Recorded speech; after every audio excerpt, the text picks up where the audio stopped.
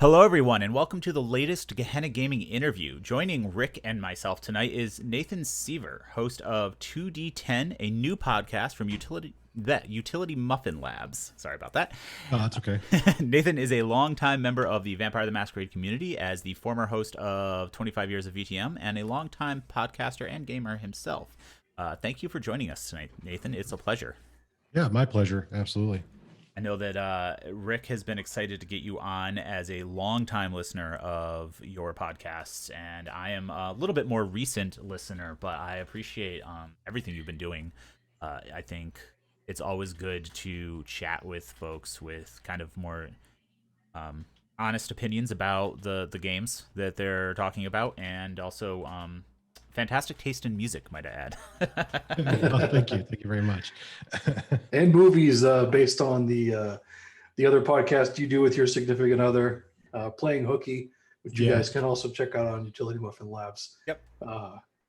Yeah, we do all kinds of weird reviews. I've been watching B movies and horror movies since I was a little kid, and anytime I have the opportunity to kind of share those like terribly good movies, or whatever you want to call them, I love to do it. Yeah, that whole podcast, it's kind of an interesting concept. I think she brings something to the table that like she's loved since she was a kid or whatever, something that's like really important to her from the pop culture, and then I bring something and we kind of expose each other to that and see what happens. So yeah, it's very cool, and it's fun to listen to, because obviously you guys both care about the thing you're introducing, not only to each other, but to your audience.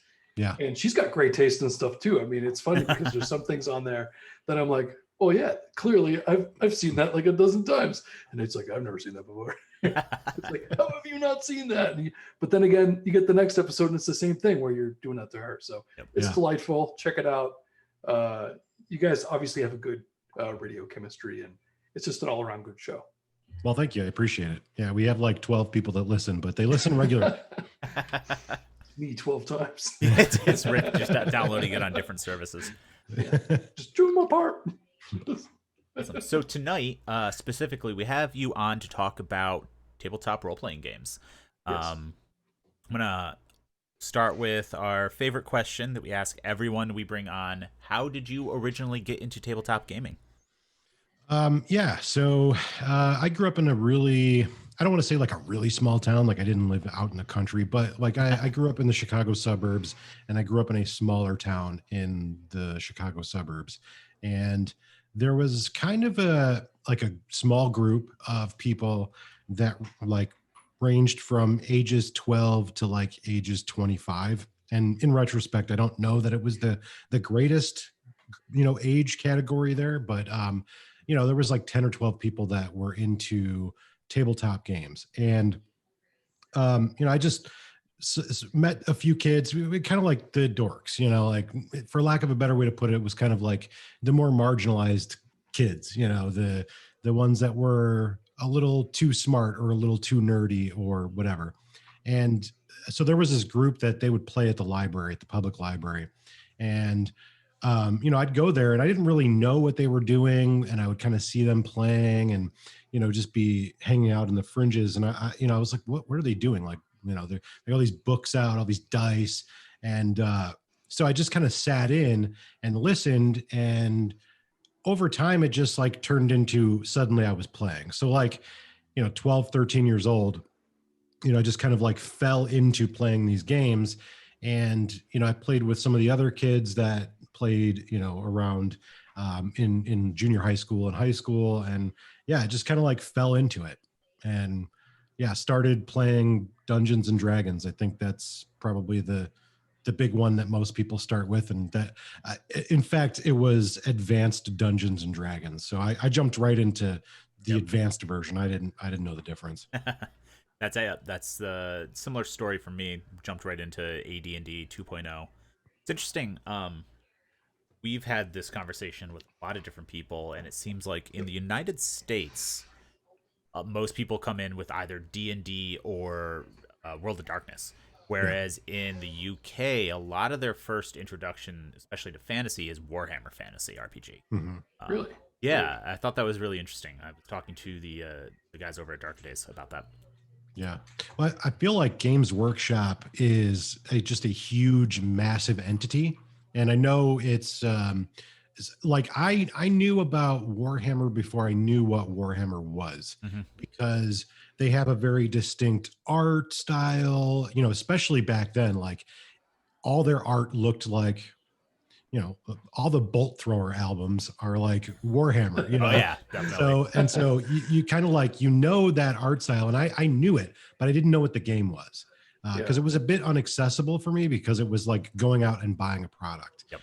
And I think that the big draw to tabletop role-playing games, for me at least, not having a lot of resources as a younger kid, was just that I could go and sit down with my friends who had the books. I didn't have to buy anything. Right. And Definitely. so it wasn't like an expensive hobby. It was just something I could go and do, that my parents were like, what's he doing?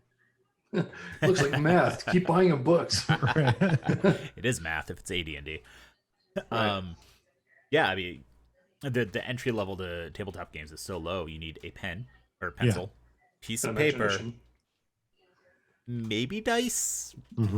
Usually an imagination. Yeah, that's very helpful, and I appreciate it when people have one. So obviously, we know you best from your podcast about vampire. When did you first get introduced to Vampire the Masquerade in the World of Darkness? Then. Yeah. So a couple of years after I had started playing tabletop role-playing games, mostly D&D of all different shapes and sizes, and I didn't really know what was what. The sort of like tabletop role-playing game dealer in my community, the one who had all the games and kind of like lured you in, he had this green book. And, I've always been into horror movies, obviously, mentioning that earlier. And I've been into heavy metal bands, and, I like dark things, and that's just kind of always been my style. And he's like, oh, I got this game, and maybe, you'd be interested in it. It's about vampires. And so he hands me this green book, and it's got a rose on it. And I'm like, oh, vampires are cool. And so I took it home, and just like the artwork in it, and this was the second edition core book, and just the artwork in it was like, it spoke my language more than any other game that I had ever played. I always liked playing fantasy games, but they never really like spoke to me. They were just kind of like, okay, this is fun, but I knew it was kind of just not really my tempo, but I continue to play. I get this green book, I see this artwork, I start reading it, and I'm like, oh, this is cool. It just spoke to me in that way. And so we played a few games, and I didn't really understand any of it. I didn't know what the hell I was doing. And, after a while, I knew just enough to be dangerous. I knew enough to kind of understand the terms, but I just put it down. It wasn't my book. That was about the end of it. And about 2 years later, I was about 16 years old. I went and I was working a summer job at like a corporate park, like a corporate amusement park. Like they have a little roller coaster, they got some bumper cars, and there were all these kids, these like industrial, like rivet head type kids that worked there. And, I was kind of like the metal guy and didn't quite like fit in, didn't know anybody. But one day after work, I see them all like huddled around in this little alcove, and they're all playing rock, paper, scissors. And they're like, you take an ag, and you take a, this, and you go to torpor. And I'm like, why do I know those terms? Like those terms make sense to me. So I just went up and I asked them, I'm like, what are you guys doing? Like every time I see you, you're playing rock, paper, scissors, and you're like fighting each other. I don't know. Nerd. Yeah. But like, so, these aren't like the same kids I played D&D with, right? Like they're definitely not the same. They are, but they're not. But they're a little different. Right. They're dressed differently. They're a little bit more like edgy, I guess would be the term. And so they told me, oh, we're playing this vampire game. You'd probably never heard of it. And I'm like, well, like Vampire the Masquerade? Yeah. And so then I started LARPing, and that's rest is history, basically. Nice. I was actually coming up on one of our next questions. So we know you've played both tabletop and LARP. Mm-hmm. What is the favorite character that you've played? And is that character the same for both tabletop and LARP, or did you mix it up? You know, it's really hard to answer this question, and it's going to be the same if you're like, "Hey, what's your favorite band?" Because Yep. Top 3. There have been right. There have been, you know, a few characters that I really enjoyed, but I like to think of them like characters in a story, right? You don't necessarily have a favorite character; you just like the overall story, and most of my characters don't live. It's just it's an unfortunate aspect. You play Sabat quite a bit. So. Yeah. Right. Exactly. So, you know, a lot of them have a very short shelf life. One of my favorite characters that I ever played was Samedi. Played him for, I don't know, like about a year and a half in a LARP. And I played just this very cold, calculating, unfeeling, emotionless kind of like doctor, scientist, and was a very terrible, terrifying character, but one that I enjoyed the most. You know, I would get into full costume for it and wear the makeup. And that was my LARP character that, you know, I played for a really long time. That character met a terrible demise at the hand of hunters, and that was the end of that story. And I think my favorite tabletop character is probably a much more recent one. I played this Tremere that like his, he basically took over somebody's identity, like the talented Mr. Ripley, and ended up getting embraced because the Tremere that embraced him thought he was this other guy that he had been pursuing. And so he's basically a Tremere con artist. And then he gets found out and he basically gets sent away to do kind of like crap detail for the clan. But he's an expert lawyer. He was in like, he basically he has all this legal proficiency, but has nearly very, very specific thaumaturgical knowledge, but most of his knowledge is just like the law. And so that was my favorite character. Sounds really cool. Kind of a prickish character, but fun to play. Nice. Yeah, just because that's one of my more recent ones. Awesome. That resonates with me, and how it's funny. I don't know if this to me wasn't my favorite character, but to everyone else I've played with, it definitely still is to this day their favorite. Yeah, it is. I played a Ravnos lawyer who was basically like a used car salesman. Just a sleazebag. Basically like Lionel Hutz from The Simpsons. Yeah. This character is very much like a Saul Goodman, nice. But for the Tremere clan. And, you know, kind of looked like, put himself in a position where he was looked at as if he were like wealthy and well-to-do, but it's only because he basically took over somebody else's life and inherited all of their wealth. You know, came from like the lowest of the low and just constantly got out of trouble because he knew all the right legal loopholes. Nice. And probably didn't know what to do or how to manage that kind of wealth that person got themselves. Yeah, that's awesome. Very nice. So, with your history at both the table and LARPing, what are some of the like standout gaming moments for you? I think probably one of the most like standout gaming moments for me was just like finding out that there were a whole host of other people that still played this game, this Vampire the Masquerade, this World of Darkness, because when I started doing the podcast, the old one that I used to be on, we didn't know that there were people on the internet that were playing. Like we weren't involved in anything online. You know, we didn't play any games online. We were just like, man, we've been playing this game for like, you know, 15, 20 years almost. Like, you know, we're doing this other podcast. Like, why don't we just do one about Vampire? And putting that podcast out there and then getting to meet people and interact with people and fans and players and just realize that there's like this whole cavalcade of people that are all over the world that all have different interests in the game and all have their favorite clans and have their favorite werewolf tribes and favorite mage traditions. And, you know, we just didn't know any of that. We were just like, we're just making a podcast because we don't know if anybody's going to listen, but we like it. And so that for me was huge, but also the lessons it taught me as a storyteller, I think, were really great too, because we have all these notions that we build about the game in our head. This is the way that we play it, so this is the way it must be played. And interacting with other people and realizing that, like, your way is not necessarily the only way, and there's this whole other world where you can kind of expand outside of your preconceived boundaries of the game, and just different ways to have fun, different ways to enjoy the game. So that, and also, I'm gonna be fair here and say that going to the Sabbat night, the night in question in Austin, was it last year or the year before? I can't remember. And doing a blockbuster LARP.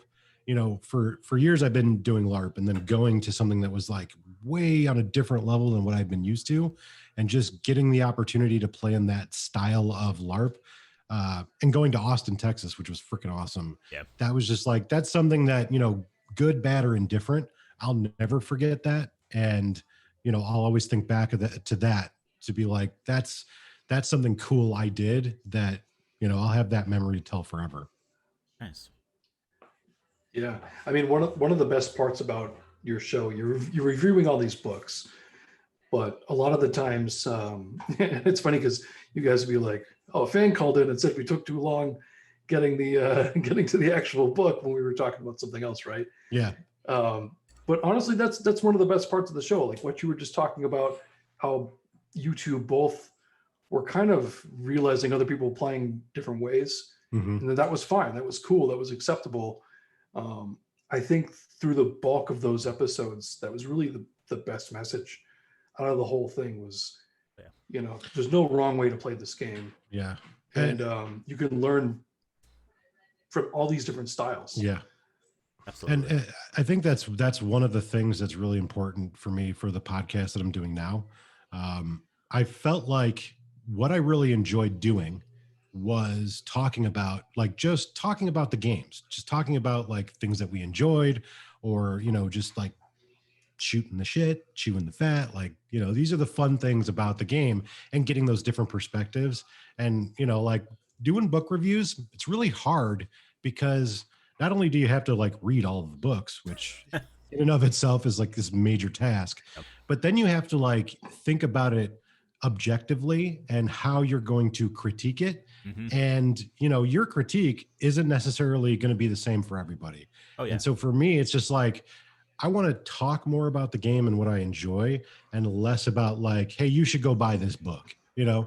Absolutely. I think that's one of the reasons we don't do book reviews. It doesn't help that some of my favorite books are, unfortunately, some of the more problematic ones. I think there's like nuggets of really awesome material in those, but then it's like, I'll use a good example, like the Wolves of the Sea book. Mm-hmm. It's a terrible book in terms of like actual like cultural lore and, using Vikings in a good way. I'm also talking about Clan Book Bali. Yes, thank you. Like one of my favorite clan books. I'm not going to go on and sing its praises though. Right. Right, because someday you might run for office, and so your opponent will be like, "He's the devil." Yeah, I mean, it's really hard. That's the platform I would run on anyway. You know that. Yeah. Vote for me, Clan Book Bali. Yes, vote Bali. You're onto something. It's not like I don't have a Bali sticker on my car. Anyway, I did want to ask though. So, from a player and a storyteller standpoint, what is your favorite book through all the like encyclopedia of vampire? So there's a couple that I go back to fairly regularly. There's one where, honestly, most of my favorite books are like clan books or clan associated material. Yeah, same. And that might seem strange, but to some people, but I really enjoy the way some of these stories are written.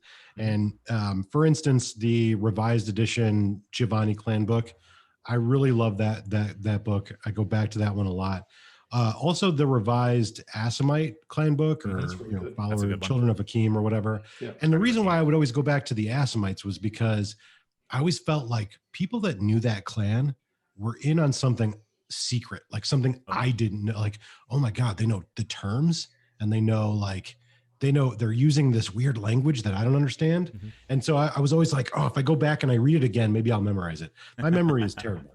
So, a lot of those terms I don't get, but the stories of them. I really like a lot of the books that were put out in the revised edition era, but also there's a lot of terrible ones that were put out that during that time. So there are.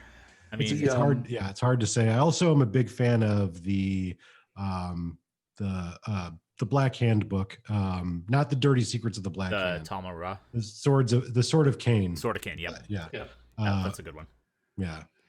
I mean, the clan books and the tribe books, they're really cool, and I think they're a pretty big accomplishment from a writing standpoint, because each of them, it's weird if you think about it, especially looking into other games now that I've never been into. Right? Mm-hmm. You read like the D&D book, and you get like bits and pieces about these different classes throughout lots of different systems.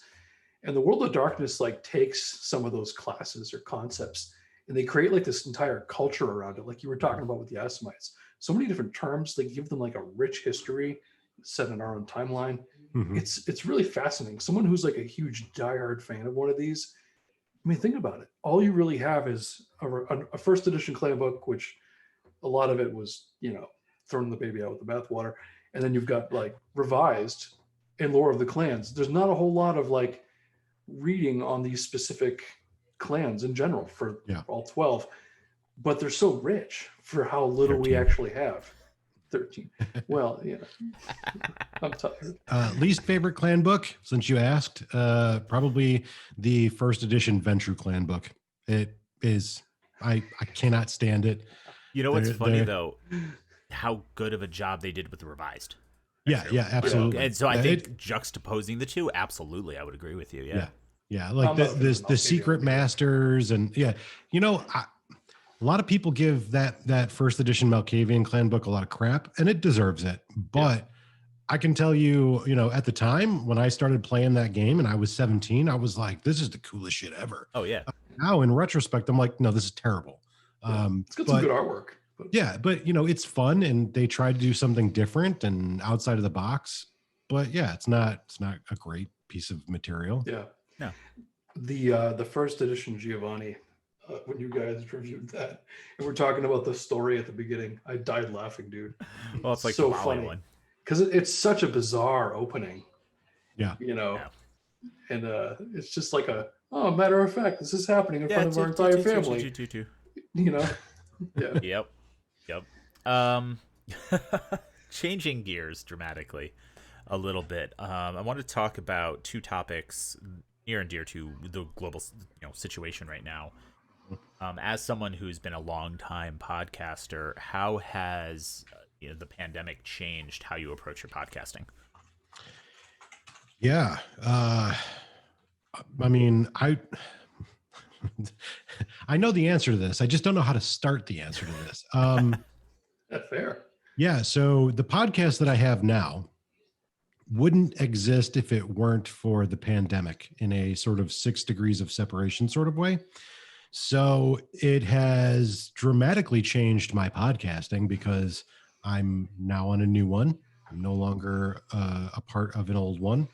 And so none of that would have happened the way it happened if it weren't for the pandemic. So it's changed everybody's lives pretty dramatically. But it's also forced me to go, I cannot have people present in my home to record with. Right. And I'm not just going to do this by myself. I can't get together with any of my friends to sit at a table. So the actual play I was doing before, I can't do that now, because there's no way I'm going to get all of those people together on a program like this. I had a hard enough time getting them to an actual table. So, that had to wrap. Yep. And moving, setting up in a whole new environment, where I record is different. How I record is different. I've had to think outside of the box. I've had to adapt to a more video-centric form of podcasting. And I think that that's a good thing. I think it's a terrible situation that has resulted in me having to be more adaptable and more flexible so that I could continue doing what I was doing before. Absolutely. I think we've definitely, obviously, talked about this a lot in the past. We had to completely 180 our business plan for the year A because of it. year. Yeah. Yeah. And it's worked out. It's, but for us, we had already been doing, the, you know, Twitch and playing online and some of that stuff. What same question, but regarding your gaming. Obviously, you had Mhm. to end the actual play you were doing, but were you doing much online gaming prior to the pandemic? Well, I was, but that's because of my previous association. I'm not. I'm completely severed from that old podcast, and so I was storytelling a lot before that whole thing severed, um, and so that completely stopped. So I really haven't story told at all Hmm. since that change occurred, because I was doing it for Patreon that I'm no longer a part of. Right. So I don't currently have one with my new podcast, and eventually I'll have one, and maybe that will be something that I offer. But my perspective on storytelling is a little bit different than you know so some of the opinions that were held by my previous partnership. And so, yeah, I haven't story told at all. And the game that I was involved in my old location was a LARP. And so that had to change. So now we're doing that online through Discord. And so that's a lot of people that are all over the place, meeting up once a month or twice a month or whatever online. So that changed. I was playing some mutants and masterminds in my old location, and that basically came to a wrap because we can't meet up in person. Right. And it's harder to get people to commit to playing online. But also it's opened up new doors where I'm playing with people that I wasn't playing with before, Right. because now the only way we have to access each other is online. So I'm playing more, I'm storytelling less, but I'm just not playing at home, Yeah. at the table. Yeah. It's nice to be able to diversify the groups you're playing with too, which this has helped with. Yeah. Um, I was going to say, can I ask you a quick question about how the LARP has that's transitioned what I was going to ask. with the Discord? Yeah. Yeah. Yeah. So here's another first, because I was mentioning that I had never done a Zoom call before, and I had never been in a live podcast before. I also, until like the last 2 weeks, had never used Roll20, I think is what it's called, Yep. the platform. I use And that too. yeah, I used that to play in an L5R game. And I was like, whoa, Nice. this is crazy. Like this, it's like this is designed for gaming. Yeah, it's Like, a good program. Yeah, it's like no kidding. But yeah, so on the Discord, basically what we do is we jump into a voice chat and we do, verbalized role playing. We have a storyteller with us, and usually it's done by Pack or by Coterie. And we go through those scenes, and if people want to use video, they can use video. Cool. And pictures and Nice. maps, stuff like that gets put into your chat screen. And we use some apps to roll dice, which I know, like, even on your Discord, you guys have some dice roller bots on your Discord. Yep. Same basic principle. And yeah, so we have like private rooms for different packs. We have private channels for Sabat versus Camarilla. And yeah, so I mean, it's transitioned well, but you don't get the benefit of like actually interacting, face to face, which Yeah. sucks. But games. So Right. It's still something. yeah, And it sounds a little bit familiar about how I was doing an online game. I started one for V5 Mhm. locally, and then literally at session 2, we had everything happen, right?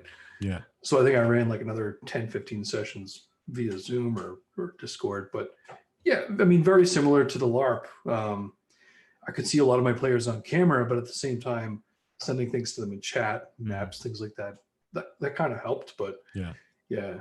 It's not the same, but at least, like you said, gaming is gaming. Yeah. You're still Exactly. being able to connect with those people. So, Oh yeah. Before we get back into our questions, I just want to remind all of our live viewers that you can ask some questions yourself, and we will get to them later on in the interview. Just make sure you at Gehenna Gaming or spend some of those channel points to highlight your question, and I will see it, because otherwise I may miss it.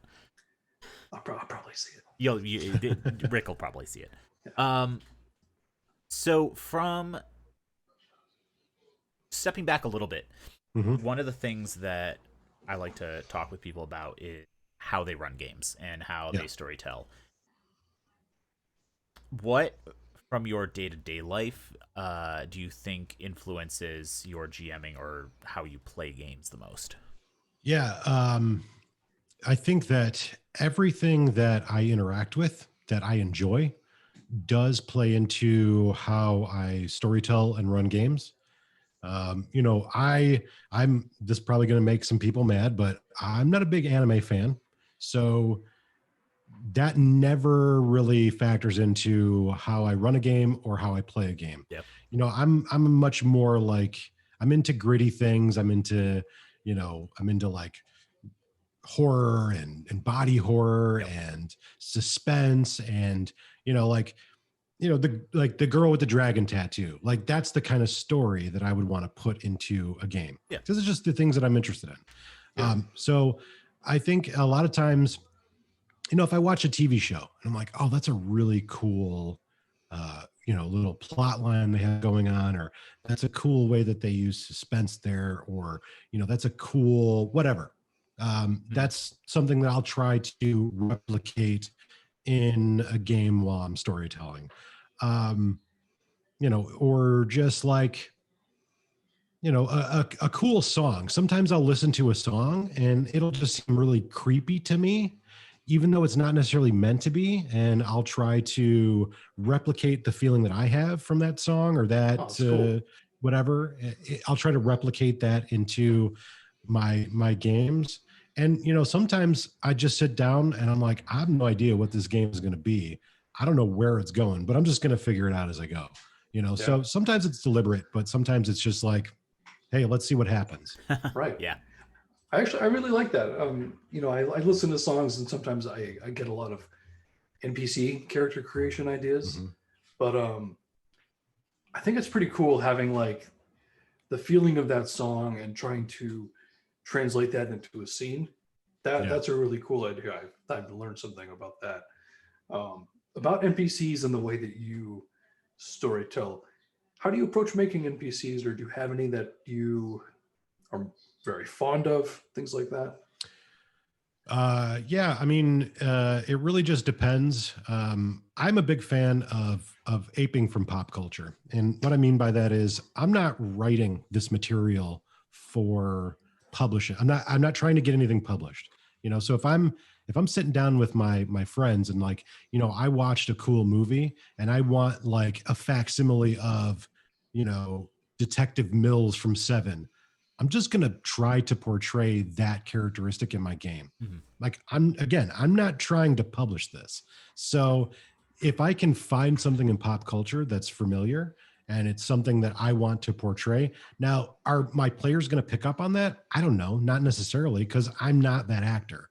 But if I work with that frame in mind, and I don't just try to be that character, but I use that as like the foundation and grow from that, that's kind of how I do it. Sometimes it'll just be as simple as giving this character a name and giving that character a simple motivation and just letting it build out from there.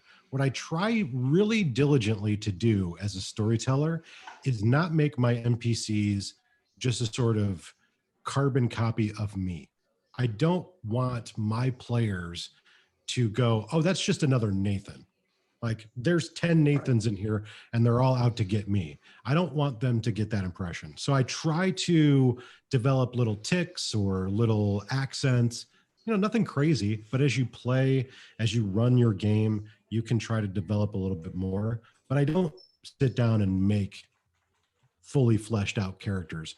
Because the thing is with tabletop gaming, you never know where your players are going to go.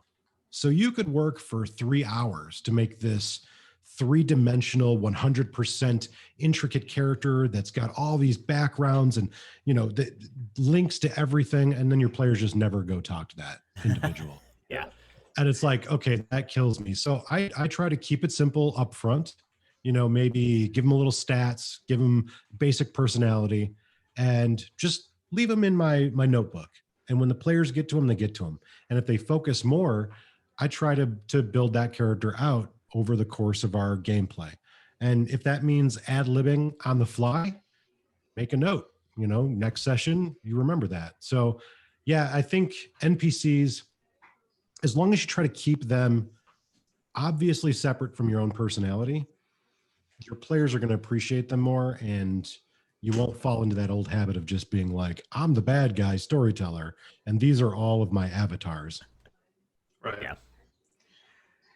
If I make one that I really like and I want them to come across them, sometimes I'll just throw my hands up, give up, and be like, okay, that person was Giuseppe, but now they're Jack the janitor.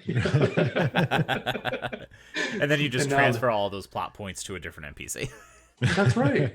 They don't know any better. You gotta stay flexible. Right. I think from running games, LARPing, playing in games so heavily and obviously across so many different systems that we've mentioned so far, what do you think is like, how do I word this? The most impactful thing for you that game done? Yeah. So the most impactful thing that gaming has done for me is like freaking everything in my life. No, and here's the truth of it. I mean, you know, for like, you know, a lot of people go, oh, gaming, it's serious business. You know what I mean? Like, you know, they kind of like people take it too seriously and they diminish its value. Yeah. But the truth is, like, the majority of my long-lasting friendships and relationships have been formulated through gaming. You know, my wife is a vampire player, and we met through that hobby. Yep. And, you know, so it's like, to me, gaming is serious business. Yeah. It is, you know, it is something where, you know, all of my social interactions, all of my friendships, all of my ups and downs, you know, are only like 3 degrees separated from gaming. So, Yeah. you know, podcasting is a big part of my life. I podcast about gaming. So, like, to me, it is a rich hobby. It's a rich, it's, you know, a lifestyle. And, you know, not to be like it's more than it is, but like it is really a lifestyle. Absolutely. Like, Yeah. you know, It's a culture. I'm a gamer, you know, and that's a Yeah. badge that I wear with pride. Mhm. It's something that I enjoy doing. Everybody I've met through gaming, you know, has left some impression in my life, you know, for good or for bad. And, you know, so yeah, I like collecting books because there's so much more than that. And, Absolutely. and from listening to like you talk about that same subject in the past, I know that if it weren't for gaming, and you know, I feel the same way. The stories we tell and like the effort we put into it, we research so much stuff that we would have never necessarily picked up, whether it's history Yeah. or statistics on a city that you're running a Right. game in as a setting. I mean, for a lot of people, and it can be sad. It's something that bummed me out when I was younger. High school stops, and then they're like, I'm done learning. And it's Yeah. like, that's really sad, dude. Like, why don't you're constantly learning whether you know it or not, but still pick up a book once in a while, you know? Right. Whereas like gaming, if you have a real passion for it, it constantly influences you to either learn more about that product or learn more about everything in general to make that experience better. And I've always got that feeling from listening to you that that's something that really enriched your life and made you feel better about yourself because you were constantly growing and learning and reading about all these different things. I mean, for me, when I was in school, you know, I was not a great student. I just school wasn't the place for me. I wasn't a very socially adept person, and going to a LARP helped me to talk in front of a crowd for the first time. You know, that's not something I learned in school. Yep, for You real. know, having an argument where I'm not really angry, but I have to pretend like I'm full of rage. You know, that's not something that just like maybe it comes natural for people, but it didn't come natural to me. And Same. you know, the first time I went to a game and I had all these stats on a character sheet, and you know, my character, I was like, I'm going to make this professor, and you know, he's an expert at ancient Greek history. And I went to a game, and somebody's like, "Oh, you're an expert at ancient Greek history," and they start engaging me in this conversation. I'm like, I don't know any of this, so I need to go home tonight, and I need to at least have a cursory understanding. Yep. Well, yeah, that's the thing. Yeah. This is all before the cell phone. This is before I could Right. just get on the computer and look it up. So I've got to go to the library now, and I've got to research. Like, I need something. I need ammo to talk, and you know, so that's like reason to learn, you know, and or I want to present a background for this character, and you know, I don't know where this character came from, so I need to go learn some information so I can go, Right. yes, I am the elder who was powerful in ancient Rome, but like, why would that guy not know anything about Rome? You need to learn something, you know. So Yeah. it does promote you to learn, and it makes you expand your vocabulary and makes you do math. And you know, gaming is a way to inadvertently learn a bunch more stuff than you necessarily would in school. It really So is. And even playing a monster, as Jason Carl often says, like it helps you identify the monsters that actually are in our world that are manipulative, that do dirtbag things. It teaches you how to like recognize someone lying to your face, because you see that all the time at LARP. You know the tells now. Yeah. Like, oh shit, I wouldn't have known that if I didn't have this hobby. yeah, well, and also, you know, here's the truth of it. We're not all great actors, but when you go to a LARP, you don't necessarily have to be a great actor, right? We're not all going to get the opportunity to go to the theater and to play Count Dracula, to play this manipulative evil monster who feeds on people. But for 2 or 3 hours, you get the opportunity to play that role just like that actor that's playing him in a movie. Mhm. You don't have to worry Very about true. whether or not you're going to get an Oscar. You're just trying to have fun with it, you know? Right. So for me, it's like, you know, maybe I want to be an actor, but I'm not a great actor. I get to play the role here, and all of my friends go, "Man, you did a great job." And that's it. Nobody else has to watch me on TV. You know, I don't get scrutinized. I don't have to go try out. I just make the character, I make the roles, and there you go. And then I'm done. So yeah, for me, it's definitely that getting out of your own skin to explore these other roles, and you know, having fun playing these monsters, but knowing it's just a game. You're not really a monster. You're not really hurting anybody. And when your episode's over, you wrap it up and you go home. Yeah, Or absolutely. turn off your computer or whatever. Yeah, fully agree. Whatever is working at the time. Right. I'll give you a hint. I'll give you a tip though. The best way to be angry is to just always be angry. All seriousness. But, never mind.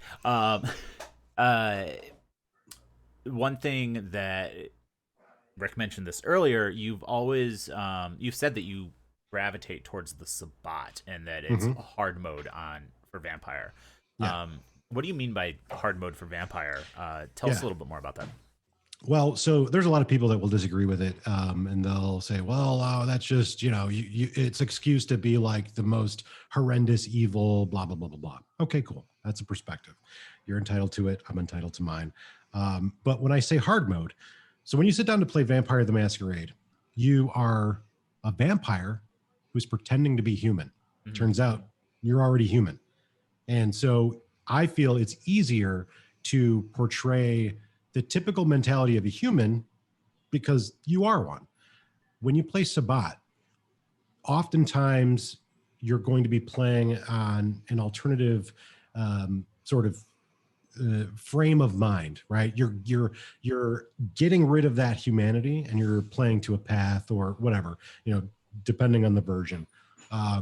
And so for me, completely divorcing yourself from the human mentality and, you know, going on a path of enlightenment where you are now a creature of instinct. You're now, you know, a creature who isn't following their conscience, but following some other, you know, way of thinking. to me, that's much more difficult. And it's much more difficult for people because like, how do you conceive of a way of thinking that is different than your own? So you really have to take the time and kind of focus in on that alternative mindset, but also like the Sabbat, they are monsters, they are monstrous, but they believe that they are on the side of virtue. So it's like, not only do you have to play these like, by and large kind of evil vampires, but you have to play these evil vampires who feel totally justified for what they're doing and sort of have their own evidence presented as to why it's better for them to do it. So yeah, I think Sabbat is easy to play if you're just going to maraud. Yeah. Okay. And you watch movies like Near Dark that are a great example of like what a Sabbat game could be. And I think while I was kind of getting into V5 and learning more about VTO myself, I was watching The Strain around the same time. And everything that you've said about Sabbat, like now and in the past, it really resonates. Whereas like the main guy there, who was kind of like, he was in Nazi Germany, he kind of got embraced, and he was an Eichhorst, that totally evil German guy.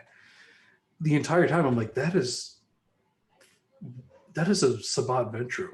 Yeah. He thinks completely differently, yet he's still plugged into the world in a way that's not, you can see that completely different, separated from humanity mindset that they're not vampires, but Strigoi or whatever. They just have that. They're so alien in a way. Yeah. That it's a great visual representation of what the Sabbat is and how they operate in like a newer form of media. So another really great example of like good books for Vampire the Masquerade are anything that talk about the elders, because like the elders, they too are sort of descended down that road towards inhumanity just due to age. And, they start to think of the world in a very alien way. And being on a path of enlightenment is completely separated from that. You just have to literally detach yourself from that humane way of thinking and go on to this new path. And like I said, it's not that they're not good. Let's face it, they're not. They are evil. Objectively, they're evil. Yeah. But their ritual, their cult-like existence gives them a certain justification. And it allows you to sort of explore a completely different avenue of role play within that vampire game that, you don't get with the Camarilla. Anybody can start off, I was embraced 2 weeks ago. Here's my sire. He's going to help me get acknowledged. That's to me, that's basic. That's kind of easy mode.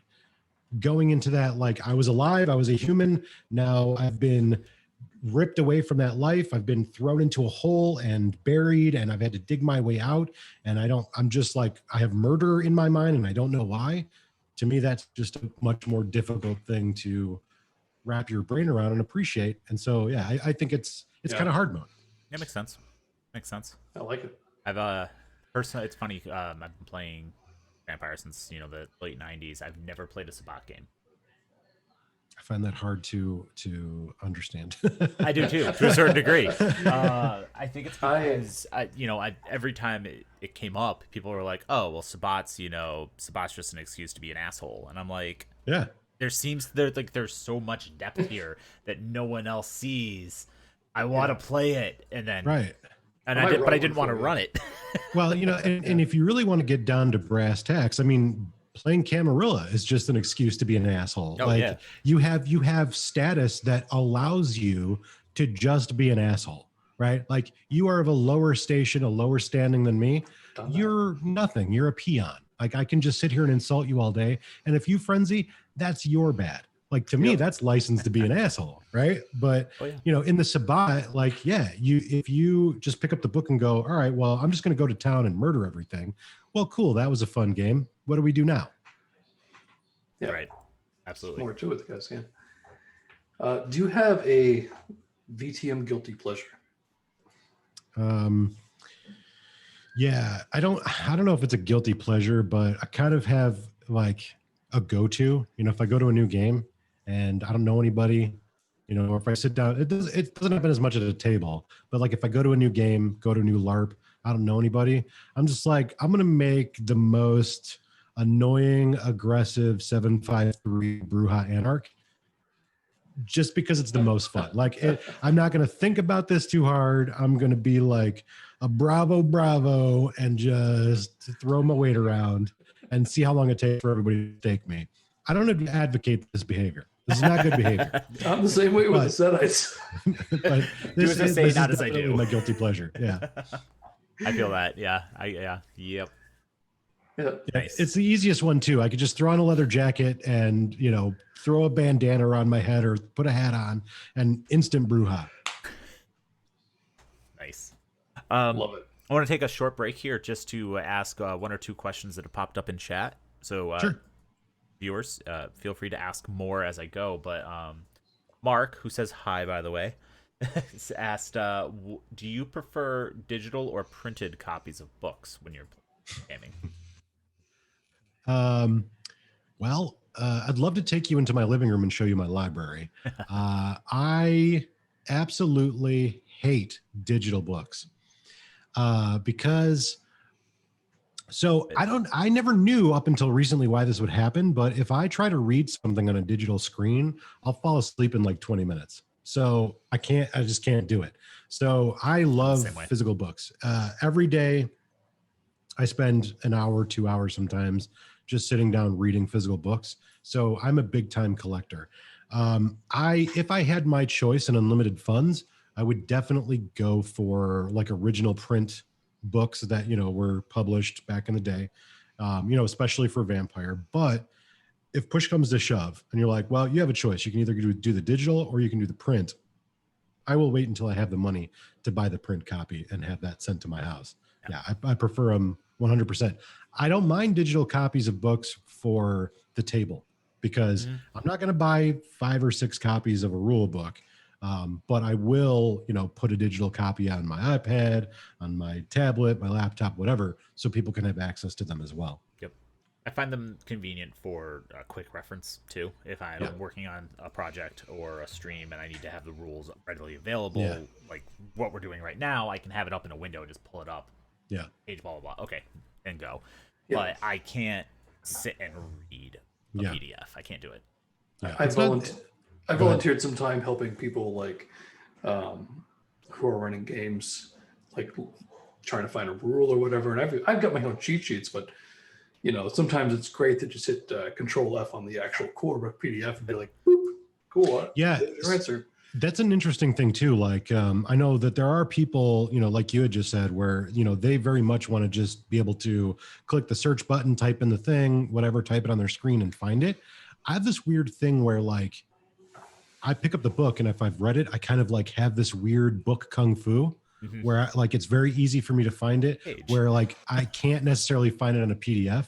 And it's probably just an excuse. It's probably just more nonsense to sort of validate my position. But there's probably something there with tell us more about this. There's probably something there with like muscle memory of like how far into the book you need to be, and then you're only a page or two off. Because I've done that before. I'll be like, oh, I opened right to what I wanted. Weird. Yeah, I'm like that with the character creation pages. I'm just like, I know exactly what that is. Yeah. Because I'm helping people make characters all the time or making NPCs. I'm very much a stuff guy. I was born in an era where you collected things, whether it was CDs or toys or whatever. Yep. And, obviously, nowadays you kind of like, you downsize a little bit. And I've had to do that. I've had to move and get rid of stuff. And, but now like I try to have a balance. Like, what am I going to spend my money on? I'm going to spend it on things I'm going to use regularly. And if I am not going to play a game regularly, I probably won't buy the book. But if it's a World of Darkness book, I will buy it because I'm just trying to collect them all. So, I never played Mutants and Masterminds. I had a person who, a friend of mine who was running the game. They're like, hey, come play with me. And I was like, I don't think I really want to invest $30 on a core book. So I'll just buy the PDF because I'm probably not going to play this game a lot. But if it turns out I do, then I'll go buy that book because I'm going to play with it a lot. Nice. Yeah, well, at that point you have a deeper appreciation or love for it where it's worth that investment, right? This was asked a while ago. What's your favorite clan to play in a Sabbat game? My favorite clan to play in a Sabbat game. It depends on my mood. Oftentimes, if I get the opportunity to play Sabbat, I will try to play something that is Sabbat specific, because oftentimes you don't get to play those in a normal game. So for me, it's like the Zemis, or I really love to play the Assamite Anti-Tribute, because they're like all the Assamite without any of the Assamite stuff. You know, it's like, I don't need to know anything. I'm just a badass. But I definitely like to play those Sabbat specific clans, Lasombra, Zemis, just because, like I said, you don't get to play them in a normal game typically. Do you prefer Zemis or Lasombra? Oh, I prefer Zemis. Yeah, they're just they play into that like body horror thing that I really enjoy, and done right, I think that they can be very scary and very fun to play. Awesome. So we will ask some more viewer questions later on, but Cool. Let's jump back into it. So obviously we've talked a lot about what it's like to play Sabbat and what it's like to play Vampire and what attracted you to it. What are the best aspects of the human condition to explore in a horror game? I don't know. I don't know that I'm qualified to answer that. You know, for me, it really comes down to like having fun with the group of people that you've sort of agreed to the terms beforehand, you know? So yeah, I don't know what are the best things to explore, but I feel like if you and your friends get together and you agree like, hey, this is the kind of game we're going to play. It's going to be a, you know, hard fought, you know, bloody, brutal game. Cool. That's what you've agreed upon. You know, at the end of the day, I just want to make sure that everybody has an enjoyable time. Right. And whatever that means for that group, I think that is what should be what defines your experience. But, you know, I don't know anything about human psychology. I don't know anything about like the universal truths of humanity. I just think, you know, it's a game and you can think about all of those things as much as you want, but you don't necessarily have to, you know, just be concerned with the people you're playing with and make sure everybody kind of knows what they're in for. 100%. That's a huge part of it. That could almost be, I think, the most important part about tabletop gaming is the Section 0. The making sure that everyone knows what they're getting into, has consented to the type of game being played, and is going to enjoy it, because it's not. We were just having a conversation on our Discord about this the other day. People being like, "Oh yeah, no, I sat down in a convention game and didn't enjoy it," and I was like, "Then why did you stay in the convention game?" Like, If I was running, we run games at conventions all the time. If I was running a game at a con and someone wasn't enjoying it, I would want them to tell me and go play something else. Like, don't waste your time. And I certainly don't want to be wasting your time if this is not the game you wanted to play, which is why I always present what like the game is going to be. Like, this is the kind of game that I'm going to run. If you don't want to play that, I encourage you to go do something you will enjoy more, because that's what's important. Yeah, I think one of the biggest mistakes I made as a storyteller, or just as a player, early in the, you know, for the first 5 or 6 years of playing the game, playing any game really, was that, like I said earlier, I had a personal interpretation of what this game was. You know, when I hear Vampire the Masquerade, I go, oh, it's this, it's A, B, and C. And so I was just assuming, because of selfishness, of lack of consideration, or just not understanding that different people have different perspectives, I assumed everyone had the same idea of what that game was.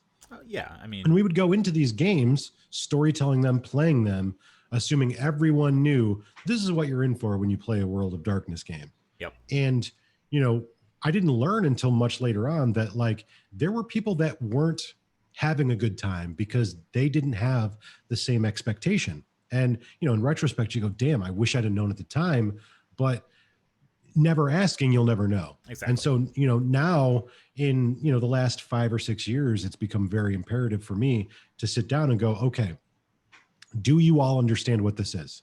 Are there things you don't want to experience in the course of this game? Yep. Are there things that are just taboo or off limits for you that you do not want me to bring to the table? Right. When you play a World of Darkness game, this world's a dark version of our own. People are going to get killed. People are going to experience this, but you don't know what everybody's life is like. Right. You don't know what people are not comfortable with experiencing. Yeah, or what they're exposed to all the time. That's not shocking anymore to them. Right. And exactly. And one of the really good indicators for me was I have a friend who was a paramedic.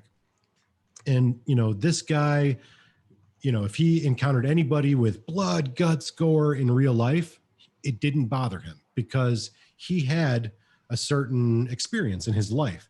But when it comes to fantasy, when he's exposed to blood, guts, gore in horror movies and whatever, he just can't handle it. It's too much for him, but that's because the real stuff he's got, and he's got all he wants. Me, I'm the other way. You can give me blood, guts, and gore in the movies all day. But if I see someone bleeding, I'm getting nauseous. I'm getting freaked out. I don't want to see that because that's real. That's not fantasy. So, it's just, everybody has different experiences. And so when you sit down to play a game with people, you just want to let them know like, hey, this is what we're going to experience. Does anybody have a problem with that? Or if you do, cool. You still want to play? I want you to play. Let me go and adjust how I'm going to present this. Exactly. Yeah. There's so many different ways to adjust a game to still make it fun for everyone and still accomplish, whatever your goal was with running that game. And sometimes it is just saying this may not be the game for you. Why don't I recommend a different one? Yeah. You don't have to be like a savage chainsaw murder death experience to be consistent with the genre of World of Darkness. Exactly. There are 1,000 different ways that, when you talk about like right, wrong ways, to me, as long as you maintain the consistency of the genre, the World of Darkness, you can present that in any way. You can do flashbacks, you can do cutaways, you can do, you can allude to things, but you don't have to necessarily viscerally present them and tell people, you have to watch this, you have to play this. This is how the world is. Yeah, absolutely. They're two totally different things. Absolutely. What are some of your favorite aspects about the World of Darkness that set it apart from other games? It is kind of like the fact that it is very similar to the real world, like, but it's not totally fantastic. It's like it doesn't require a great stretch for you to imagine your world inhabited by the denizens of the World of Darkness. So the fact that it is, very close, it's like one of my favorite movies is Die Hard. It's totally unrealistic, right? Like there's no John McClane that's going to run through Die Hard, run through the Nakatomi Plaza and kill all the terrorists, but it's not that big of a stretch, right? It takes place in a world that's very similar to ours. Reactions are consistent with our world. Things blow up, guns get shot, police show up. These are kind of like, we understand these sort of like very basic rules of our world. And so, for me, the reason why I enjoy the World of Darkness is because it's very much like our own. It's just a little bit more evil in a different way. It's not, our world's trash to begin with. Not too big of a departure these days. Right. The World of Darkness, right. The World of Darkness is just trash in a different way. Now there is a face to the evil. Whereas in our world, it's just, oh God, the dumpster's on fire.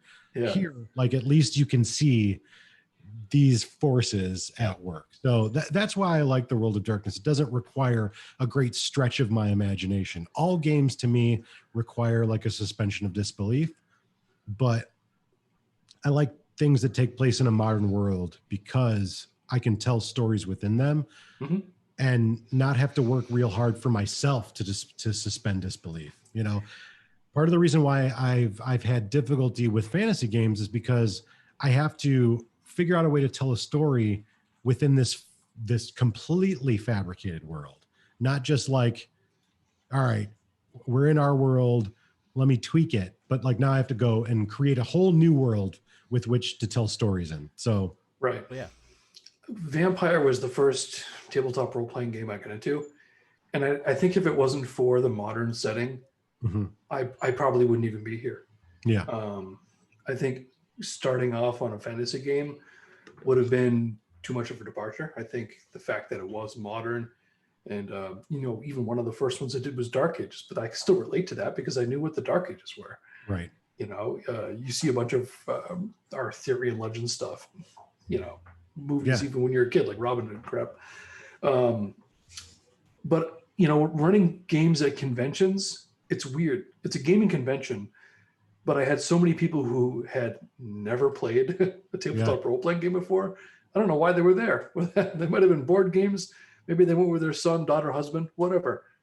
We had people of all different ages, but the one thing that really helped a lot of first-time people was me just sitting down being like, this world is just our world, a little bit darker. Like, the things you can do as a player, you're not limited. Yeah. You want to pick up your cell phone and call because you've just been abducted at the beginning of my story? Go for it. You're going to get another person on the end of that phone. Right. Like, in, some of the player questions for people who had role played for the first time, can I just literally walk out that door and like head down the street? Yeah. Why not? This isn't some medieval town you're not aware of and there's a monster outside. Yeah. There's maybe a person walking their dog. You don't, what are you going to expect? And it got them into a comfort zone a lot faster in being able to adapt and role play. Like, there's a guy upstairs. You don't know it, but he's a ghoul. There's coffee going on. You smell it. It smells weird to you for the first time. And it's like, it got them into the role-playing mindset so much faster because it was a modern game. I think that helps. I definitely agree with you. There's a certain juxtaposition to like that, the World of Darkness or similar games set in kind of a slightly different version of our world that you're familiar with. It's it's the term where something kind of looks human but isn't. I can't remember what the actual term is right now, but it's just similar enough where it's still unnerving to be in it, and you kind of latch onto that to quickly fall into that role playing. Well, yeah, and it kind of like follows this concept, right? We've all walked down a city street late at night and passed an alley and been like, "Ooh, I'm glad nothing's in that alley," or, "Oh man, something might be in that. Oh, God, I'm gonna get out of here." You get a cold chill, you walk away, right? It's the horror that we live with every day. When something's hiding in the shadows, or maybe something's under the bed, or whatever. So we've all been there. So to tell stories within that world, within that setting, for me, maybe it's just because my imagination sucks, but for me, it's easier to think of stories in that context, to play games in that world, because I know the laws by which our world exists. Exactly. I was just informed it's uncanny valley is the term I was trying to remember. That's the term for when something, it's like this, it's a term in horror where something is just human enough where you can easily mistake it for being human, but you like mimic? It's like in the back of your head it's not. I like that. I didn't know that was an actual term. That's cool. Uncanny Valley. So it's where the X-Men live. Or is that the Astonishing Valley? Or is it the it's different every couple months. With that kind of that mindset about how you approach running games and what makes the World of Darkness so appealing to you, what advice do you have for people just getting into tabletop or just getting into GMing that to kind of help them overcome anxiety or nervousness about playing for the first time or running a game for the first time?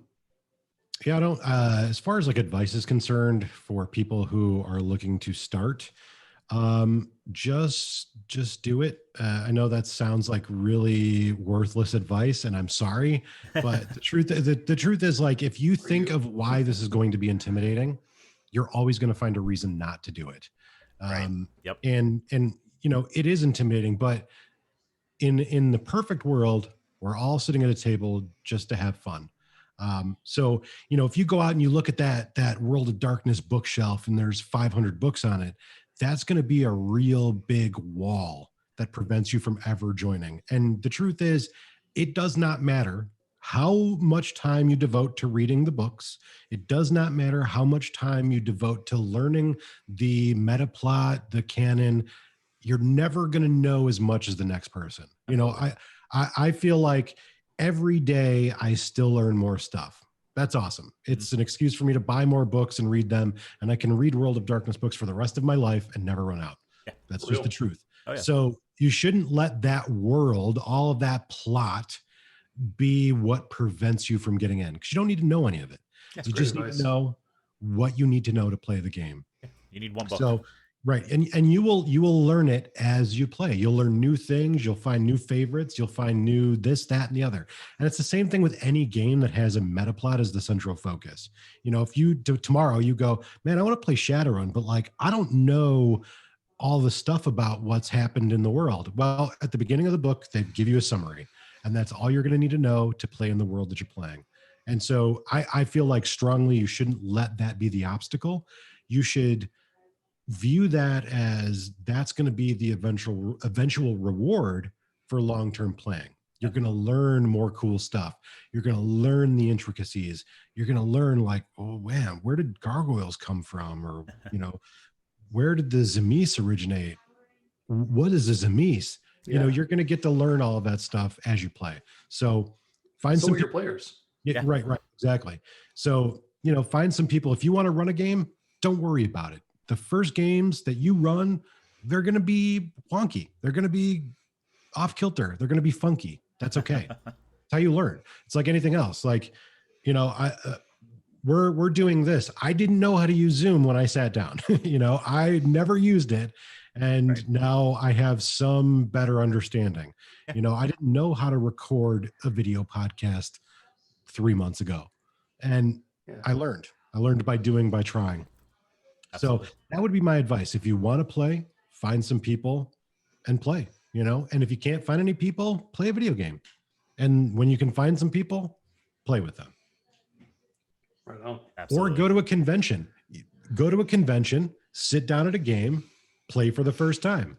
That's why you're there, because you don't have any friends around your house. Just look for us nerds. Just look for Gehenna Gaming, and we'll help we will help. Right. No, I mean, and I'm assuming like a lot of the advice you pretty much say the same with getting into podcasting, getting into all the different things you do. You seem to just have a similar attitude about it. It's something you just go out and try. And it's really cool because a lot of these things, like, you pretty much self-educated yourself on because you wanted to do it because it's a hobby that you enjoy. Yeah. You find meaning in, Yeah. Any advice that you would have that's different in the media side of things than the tabletop side of things? As far as like creating media for the internet? Yeah. Podcasting, video, all that stuff. I've got tons of advice. If someone tells you, hey, you need to go out and spend $500 and you need to get all this great equipment, don't. You can record a podcast or a video with your phone. And I think if you have a passion to get something out there, just work on creating whatever it is that you're trying to make. And it's going to suck. I'm sorry, but the more you do it, the better you'll get. Yep. And then you can expand and get better equipment and spend all of your hard-earned money on, making more stuff. And hopefully at some point it brings you back a reward. Whether that is a financial reward or an emotional reward. Yeah, personal reward, right? Yeah, right. Yeah. And I decided, like, I wanted to make a podcast. We had my friend group had talked about it for years and years. And I'm sure all of you can identify with this. You sit down on the couch and, you're you're drinking beers or you're watching something on YouTube or you're playing Halo and you're like, man, wouldn't it be cool if we did this? And everybody's like, yeah, that'd be cool. And then they just go about their business. I did that for years. I was like, it would be really cool if I could do this. And then one day I was like, why do I keep telling myself, wouldn't it be cool? Why don't I just make a podcast? Who cares if nobody listens to it? I'm just going to make it for me because that's what I want to do. And hopefully someday people will listen to it. So that's my advice. If you have an interest in doing it, just start doing it. Solid and you'll get advice. better as you go. Solid advice. I would echo that 100%. I think to build on that too, there's a lot of people, I mean, especially now, we've got other great people in the community like the Primogen and Lord by Night who kind of like go over some of the meta plot side of things. Just because something out there already exists doesn't mean that you can't also add your voice to that and give your own perspective on that. Right.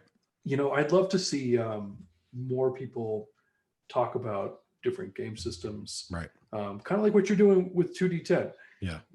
You're checking out different games, you're giving your opinions on them, giving people the basics of it.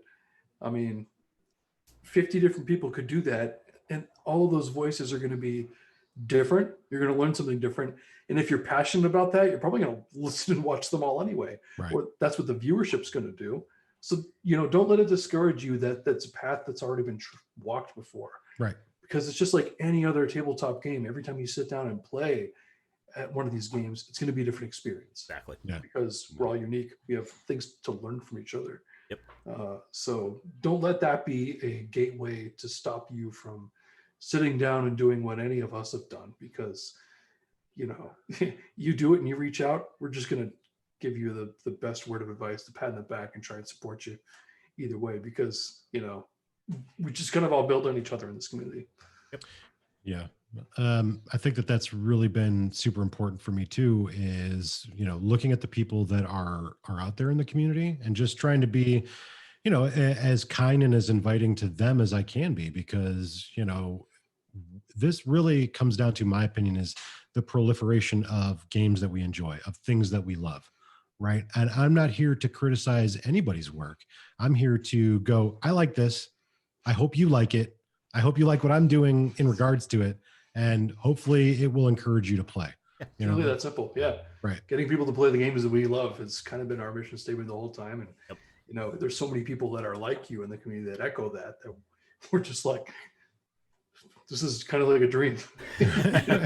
Right. And the truth is, like, is there every person in this community I'm going to be like, oh, you're awesome? No. There's probably 1,000 people who are like, that Nate guy sucks. That's fine. That's totally cool. But I'm not going to make that my platform. I'm not going to make that my central motivation. I'm worried about the games. I want the games to be played. I want to play with you. I want you to play with me. That's it. Yeah. Let's tell a vampire story and other stories. Right. Tell a lot of stories. And then when we get bored with that, let's play a D&D story. Let's play, a Cthulhu story. Let's play whatever.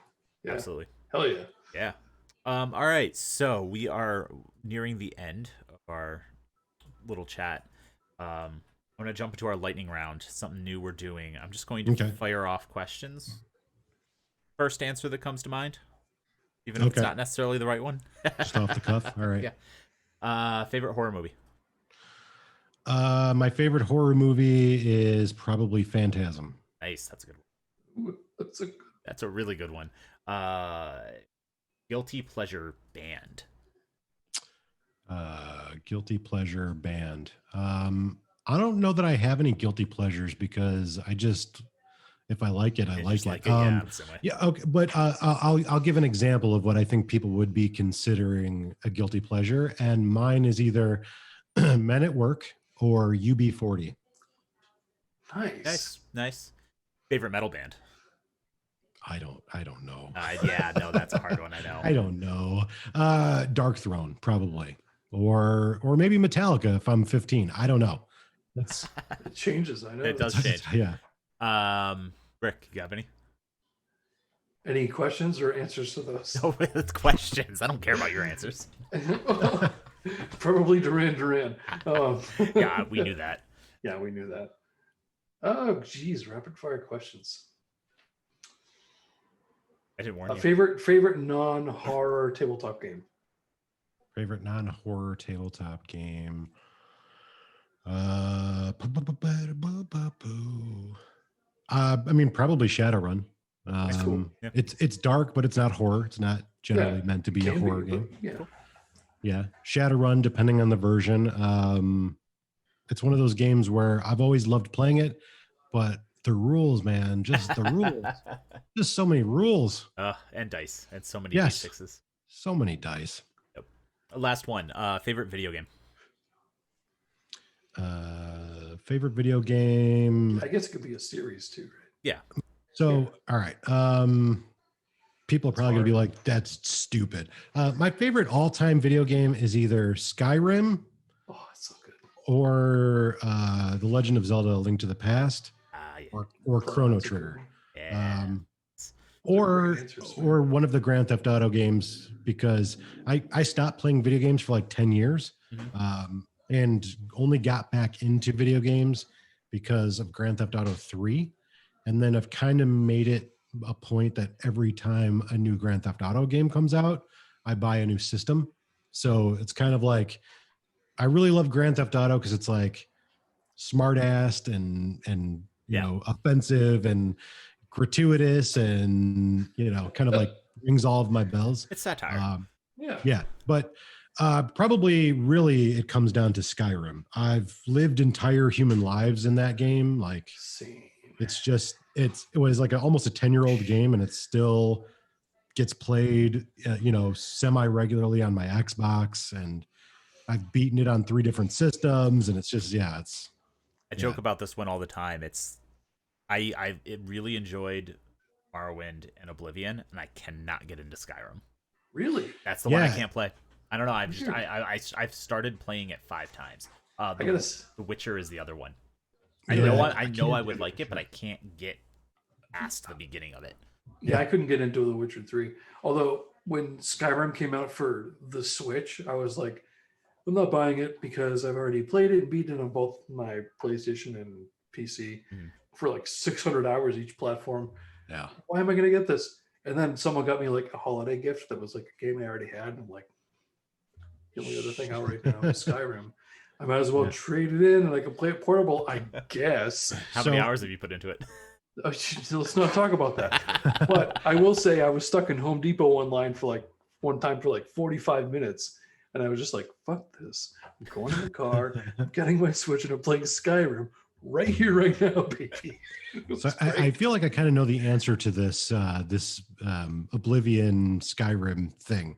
I never played an Elder Scrolls game before I played Skyrim. So I was not used to like kind of the Oblivion complexity and, you know, kind of like the levels and like the different classes and stuff like that. Like Oblivion is certainly more complex in its like systems. Yeah, maybe.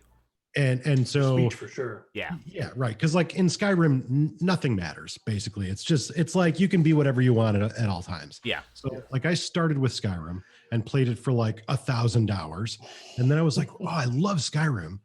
There's this other game that came out before it. Let me put in Oblivion. I'll probably like that too. And I hate it. Yep. And I played it for like 45 minutes max and was like, this game sucks. I hate it. And I think that's just what it is. Like people that started with Oblivion and the games before that, kind of like, I've heard more people that started there go, I don't like Skyrim. Yeah. I think it's just because they are so different in that regard. You get used to one thing, something else comes along, different level system. You're like, I'm lucky that I played Oblivion first and then went to Skyrim, and I enjoyed both, and the stories for both are great. But I think if I went backwards now, it would be very hard. Have either of you played the Elder Scrolls Online? I played in the beta, but I didn't play the release. Yeah, I had a conniption fit when I heard it was going to come out, because for years I was like, oh, Skyrim's great. It'd be better if I could play with my friends. Right. And then Elder Scrolls Online came out, and I immediately bought it. And, you know, I played the beta, I bought it when it came out, and I was like, I don't like this. And I've heard it's improved dramatically since, but no, I just never went back to it. I don't really dig the MMO. I think it was, I wanted something where I could play with my friends. And then when it actually came down to it, I was like, oh no, I really enjoy playing Skyrim by myself, right? Really just like spending hours doing monotonous, dumb things in this game. So. I will say they had a beginner story that was super creepy that I really loved. And like, I paid money for the game. I played it. I probably didn't get as much fun or use out of it as I could have. But the story alone, I was just like, all right, I got my money's worth. There's like this quest. You find this guy, he's like trapped in crystal. And he's like a wood elf or something. And he's like, there's something in that cave. I'll give you whatever. It'll free me. And I know this treasure. Typical hook, right? And he's like, be careful for the shiny stones because they'll kill you. And you're like, oh, okay, dude. You walk in there, and the more clues you find, you're like, there's like people that are like half turned into animals. Like some of them are half eaten. Like, what the hell? And like the more you find out about it, and he's like kind of calling out to you, and it's like echoing through the thing is, and he's like nuts, and he's like, you'd make a great squirrel. And you're like, what the fuck? And then and you find out that the shiny stones are his teeth, and he turned his friends into animals and ate them. Oh, and then this thing trapped him in crystal, and he's insane. So if you actually free him, you're pretty much effed because you're a low-level nobody, and he kills you and cannibalizes you. Right. Like, this is demented, twisted, and I kind of love it. I can enjoy that sort of story. Yeah. I will say, before we wrap, the big thing that I think stopped me from playing Skyrim was decision fatigue, because once you finish that like intro and you escape, you're on the road, it's like, where the fuck do I go now? And you can go anywhere. That's the beauty of it. Right. But I'm like, give me, just point me in a direction at least. Yeah. That was my issue with it, I think. Awesome. Well, thank you so much for joining us. Indeed. It was a pleasure. My pleasure. Getting a chance to, for you and I to meet, actually. Yeah, I know you've had a chance to talk with Mark and Rick before, but where can people find you online? Where can people listen to 2D10? 2D10 is available, I think, where all podcasts are available, iTunes, Stitcher, that sort of thing. Otherwise, everything that I do is available at my website, which is utilitymuffinlabs.com. Obviously all one word. That's utility and muffin and labs. So all my podcasts are there. I also have a YouTube channel, the 2D10 YouTube channel. I don't know the address off the top of my head, but you can just look up 2D10. I have a couple of videos, some podcasts, some fully produced stuff. And then I'm 2D10 on all the social medias, the Twitter and Instagram and all that. But yeah, if you want to get to anything, just go to my website, utilitymuffinlabs.com, and you'll find your entire network of podcasts. Yep. Awesome. Yep. Awesome. Do you have anything exciting or cool coming up in the immediate future that you want to tease? Yeah. Kill yourself. So my podcast with Gehenna Gaming should be coming out in a week or two. I have a bunch in, kind of like in the, in the queue here. So be on the lookout for that. And I recently produced a 3-part series of videos. Only one of them is out, and it's my investigation into the history of the world of darkness, not the meta plot, but the actual like print history of the world of darkness. That's cool. There's going to be 3 videos out. First one came out on Saturday. Yep. The next one will be out next Saturday. So I put podcasts out every Friday. I put videos out every Saturday. And if I do a podcast that I record on video, I just put that out when the podcast comes out. So it's like a little extra on YouTube. I hope COVID shuts the hell up real soon so we can get back to living real life. And other than that, just please go watch and listen to my things. Heck yeah. Awesome. Well, it was a pleasure having you on. We greatly appreciate it. Yeah, I appreciate you having me. 100%. Absolutely. And hopefully in the next few months, we'll be able to meet in person. Absolutely. Yeah. We were going to do the cool thing at Gen Con. I know. Till asshole 2020 was like, go screw yourself. Yep. Like as much as I wanted to go to the night in question really bad, especially after hearing your experiences and some of the experiences of my other friends, as soon as we were like, oh, yeah, we want to kind of get together with people, and let's do an after party after Gen Con. And then more and more of like the community kind of jumped in on it. I was like, holy shit, I'm super excited for this, possibly more than that blockbuster LARP event. Yeah. And then it was like, everyone's sick, it's the plague. And I'm like, fuck. Well, Yep. let me give you some advice about Austin, Texas. Go for the barbecue, stay for the LARP. That's all I'm saying. Like, Sounds about what I do anyway. Go for the 2 days and you don't even go to the LARP, just like make sure you go to some of the barbecue places there. That good, huh? Yes. Yeah, absolutely. Wow. There's a place that we went to. We didn't get to go to like the big famous barbecue place because it's crazy to get into, but there is a place called Valentina's, and it's like a little shack on the side of the road. Those are the best They have a ones. smoker, and it's freaking ridiculously good. Nice. That's Nice. awesome. So before we go, very quickly, tomorrow, make sure everyone tunes in for Worlds and Crafts, our world building campaign planning seminar stream with Bran. That airs at, I'm blanking, 6 o'clock at night Eastern time. And then we have the follow-up midday map making at noon Eastern time to kind of make the map for the world that's being built. This Thursday, I will be streaming some of the fantastic game demos that are being released as part of PAX Online. Our friends over at Yizbrid Games have a game coming out called No Place for Bravery I'm going to be playing. Really cool. Which looks amazing. And then I also just kind of browsed through and found one or two other ones that look really neat, including a game called There's No Light, which looks incredibly creepy. Castlevania-style platformer. So we'll be doing that. Someone's screaming Possum Planet at me, so maybe that'll be a thing. I don't know what that is, but I'll look into it after the stream. And tell us on Discord. And then, of course, we have our Alien one-shot coming up this Saturday. Saturday night one-shots, Alien with Brother Wes from Carrion Comfort. Studios. Yes. Yes. I have an Alien scenario I want to run sometime, so stay tuned for more Alien. Oh, yeah. We're going to have a lot more Alien very soon. It's just been hard to slot it into our schedule lately. And Nathan, if you're ever interested in playing in a Saturday night one-shot, let us know. Love to have absolutely. you come and play and have some fun with us. Oh, yeah. Yeah.